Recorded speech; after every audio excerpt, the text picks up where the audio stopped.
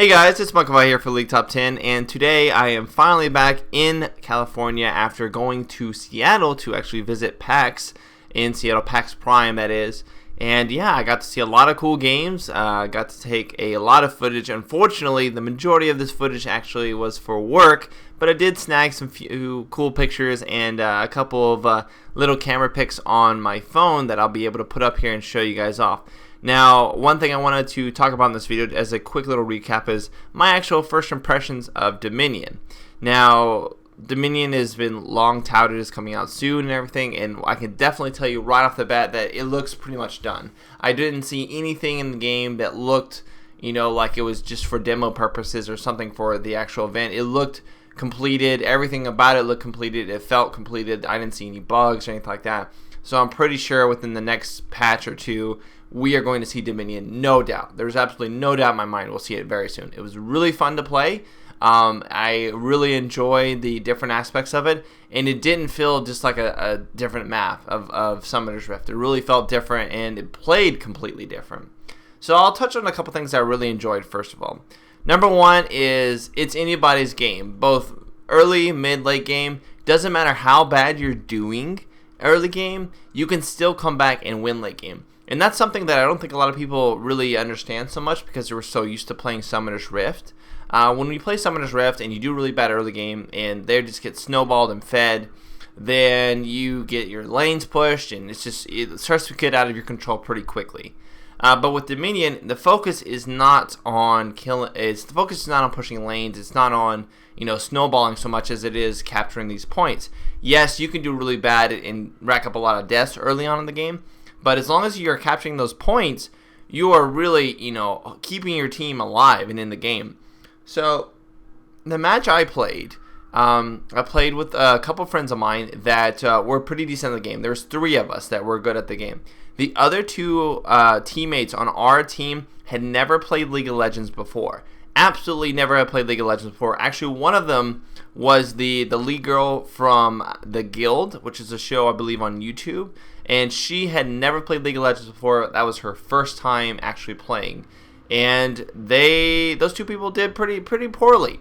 And at the first start of the game, we were having a really tough time capturing points. We were having a tough time capturing and holding points because the enemy team's strategy was to basically zerg as 4 people at a time with one person going to a ninja cap and capturing a point. That was new. So we were having a hard time defending against that because 2 of our players didn't really know what to do and they're having a hard time, picking the right spells or activating them at the right time.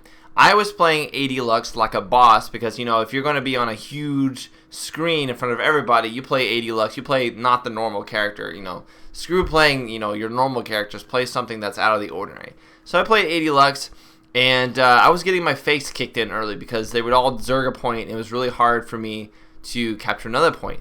Now, my initial instincts were to defend points that I had already taken, which was what you would normally do in League of Legends Summoner's Rift. You would defend a point that, defend a tower or something that people were pushing on. But you need to forget that in Dominion. If people are zerging a point, and if you're near, great, do something like interrupt them. Lux's ultimate was a great way to do that, to actually interrupt them and keep them from that. But don't try your hardest to take that point. Interrupt them to buy your teammates time to take other points of their own that are not currently being guarded by those 4 people. So with our team, what I ended up doing was every time I saw them on our side of the map, where our nexus was, I would just book it to their side of the map and take one of their points. And I would never try to defend a point that was so obviously lost. I had to get it out of my mentality that, these points are going to trade back and forth, and there's very little defensive going on in some of these games. It's very offensive. Sometimes the best defense is a good offense, people would say. So sometimes whenever you're experiencing a time when they're just zerging your points and you just can't defend against it, go take their points. And I really felt like that mixed up the gameplay in the way you thought about how you played League of Legends. Additionally, a lot of a lot of the champions are played differently, not because like their mechanics are different, but because it's how you treat their spells. So normally, for example, Lux's ultimate is very offensive along with her E. However, you can use her ultimate along with her E to kind of guard points, kind of prevent people from capturing points from afar because you can interrupt them with the long range from her ultimate, or use E to kind of cover a large circle area and prevent people from taking those points. I thought that was really awesome and really, again, changed the way I was playing League of Legends. Yes, you do start at level 3, so you get 3 skill points to put into stuff. You get about 1,375 gold or so, something around there. And with this, I got a Doran Shield, level 1 boots, and a longsword. Now, I got those items just because I wasn't sure how it was going to play out, and I wasn't sure how my teammates were going to play out as well, because starting at level 3 is a little differently, because you know, you kind of have this idea of what other people start with, what skills they start with. When you go in Summoner's Rift, you know, level 1 skills is pretty standard for a lot of characters, and only change that up whenever they're doing something crazy. But with level 3, you know, it can be all over the place, and you don't know how your teammate or your opponents are going to react because you don't know if they're going to zerg your points first, or if they're going to just, you know, hang back and kind of wait to see what you guys do before making their move.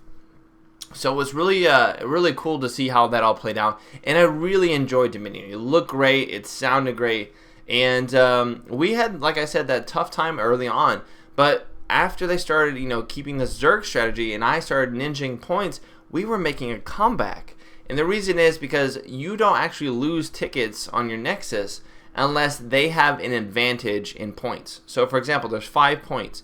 If 2 and 2 are held and one of them is neutral, nobody loses or gains points. So in that case, you know, if I could keep one of the points at least neutral, they would not actually take tickets away from us. So what happened was, because they were moving as one group, they could only take 1 point at a time as a big group. Yes, they would take that point, but we could go around and spread out and just take independent points.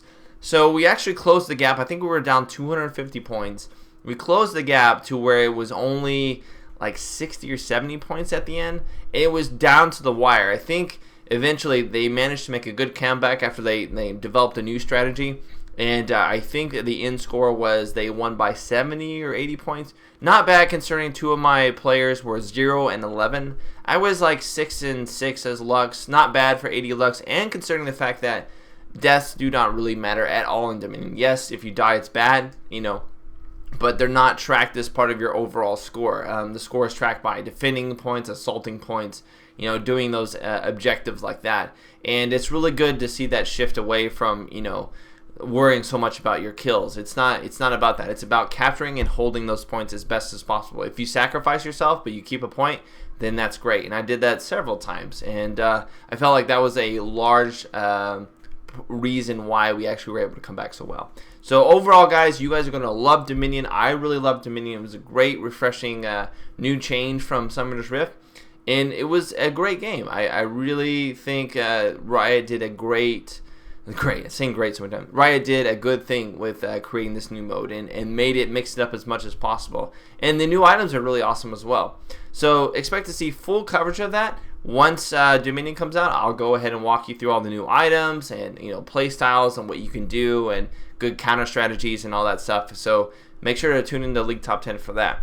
Now, quickly as we wrap this video up, I'm going to go ahead and show off some of the cool cosplayers I saw. I was able to also see the cosplay competition for Riot. The winner was actually like this 2 or 3-year-old little girl who her father had dressed her up as Annie, Red Riding Hood Annie, and she just had little Tibbers and said Tibbers, and it was really sweet and awesome. And I captured some of that footage, and it'll go up on the montage, PAX montage video on HonorRPG YouTube. So youtube.com/HonorRPG. That's where you can see a lot of our PAX coverage that I was able to do for work. So you'll see that there. You'll see the other games they actually covered. My question to you guys real quickly is, would you guys like to see or hear about any other games I found interesting at PAX in future videos, perhaps when they come out? I'm talking about games that are pretty much just free-to-play games, because I covered primarily free-to-play games at PAX.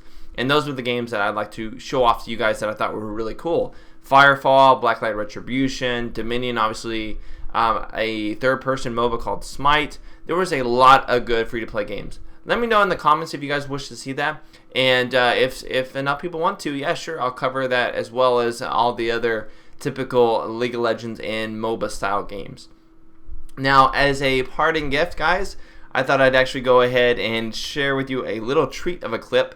I went to an ArenaNet party, which ArenaNet makes Guild Wars 2. I went to a party there, and I actually met there the voice actor for Nocturne. His name is Jason, and he actually showed off his skills as Nocturne there, and it was completely crazy. Like, I didn't expect it at all. I just mentioned that I played League of Legends, and then he was like, yeah, I'm the voice actor for Nocturne.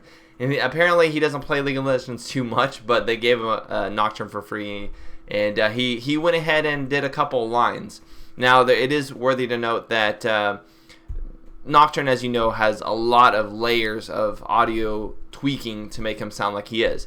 But I think if you really pay attention, you can hear the actual tempo and the pitches and lows that actually make Nocturne. And he did some good lines, and I think you guys will enjoy that. As always, guys, this is Spunkify out.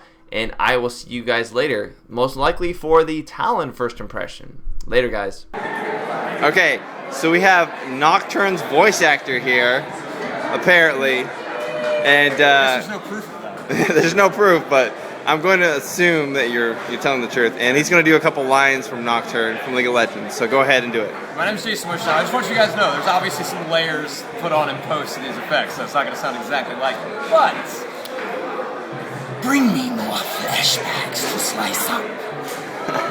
Darkness. Weather forecast for tonight. Dark with a chance of pain. That's pretty cool. That's pretty awesome. It was fun. It was a fun time in the booth, man.